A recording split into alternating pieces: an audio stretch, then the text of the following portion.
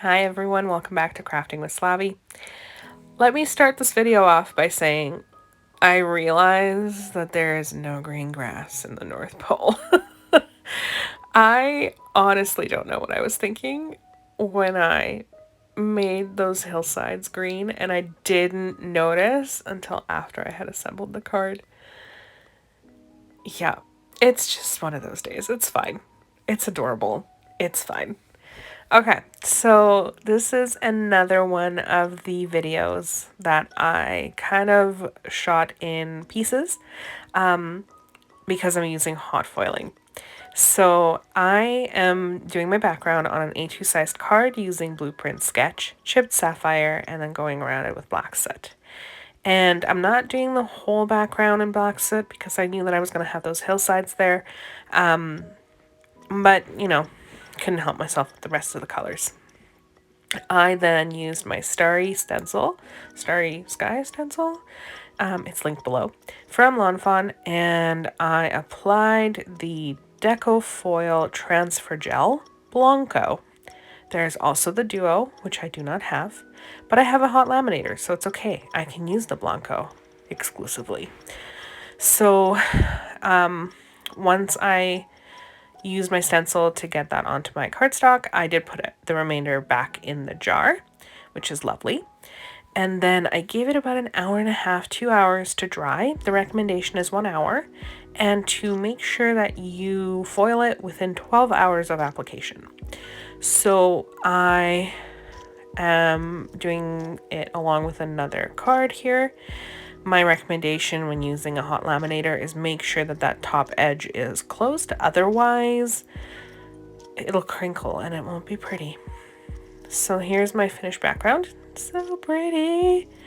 And here I am going in with Twisted Citron and mowed lawn like it's summertime and everybody's happy and Santa doesn't live in the North Pole.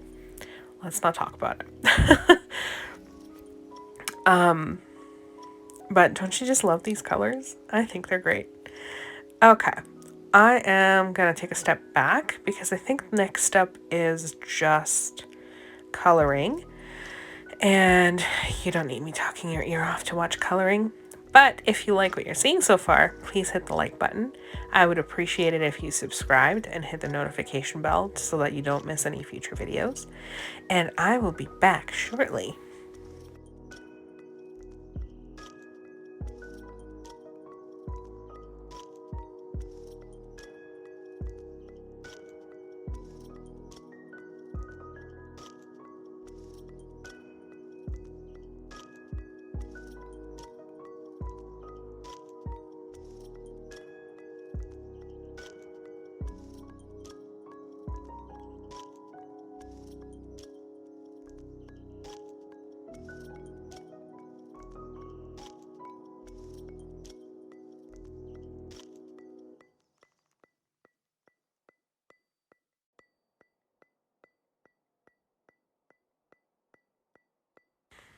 Okay, I was wrong.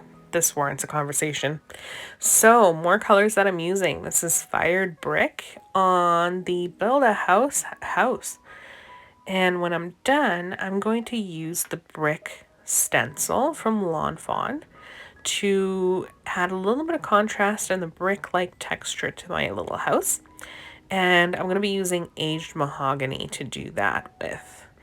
And I could have used pixie spray to adhere this to the brick stencil, but I just used a little bit of washi tape. Whatever you have is fine, really, whatever your preference. And I held down my stencil while I went around everything. I used squeezed lemonade for the backgrounds of all my windows, and I do go back a little bit later because I had to cut a door backing separately, so then I am gonna color that in between assembly stuff, which we'll talk about later. I then used mowed lawn to do the light, I don't know what you want to call them, the light strings. And then I moved on to, I used two different brown colors. I used Walnut Stain and, oh, what's this one called? weathered wood, maybe? I'm not sure, but it's linked below. And I just really like how these two colors work together. And I did all of the trimmings around the house, the roof part, and the door and window frames in that color. I used a little bit of black soot for the door handle, and I think that's about it for exciting colors here. So next up is the coloring. You'll notice that I have a little Rudolph. His nose is red, and I did go over the back of this door because I knew that I wanted to have it open, and I don't like the look of just white cardstock, so I like to finish it out by blending the back of the door as well. And then I went nuts with the coloring. I used my Copics to color the rest of the lights, even though I probably could have used ink. And that's just because I wanted each bulb to be a different color. The other thing of note is that for the sack and the presents, for the strings, I did use yellow Copic colors to color them for the base, but then I also have a Jelly Roll pen in gold that I used to give them that extra sparkle. And I just set that off to the side to dry a little bit, as I do with all of my gel pens. I just find that they need a little bit of extra drying time. So enjoy the coloring, and I will be back.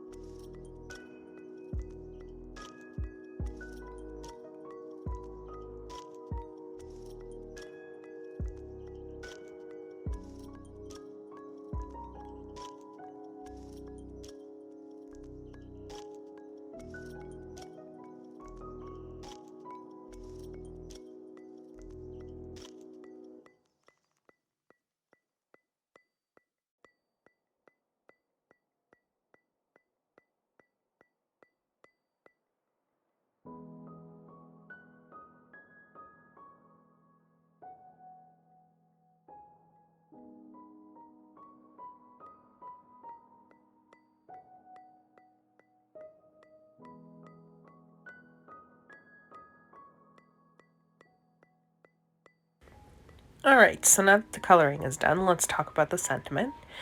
I am heat embossing in gold on white cardstock, and this sentiment, I believe, is just from Ho-Ho-Holidays.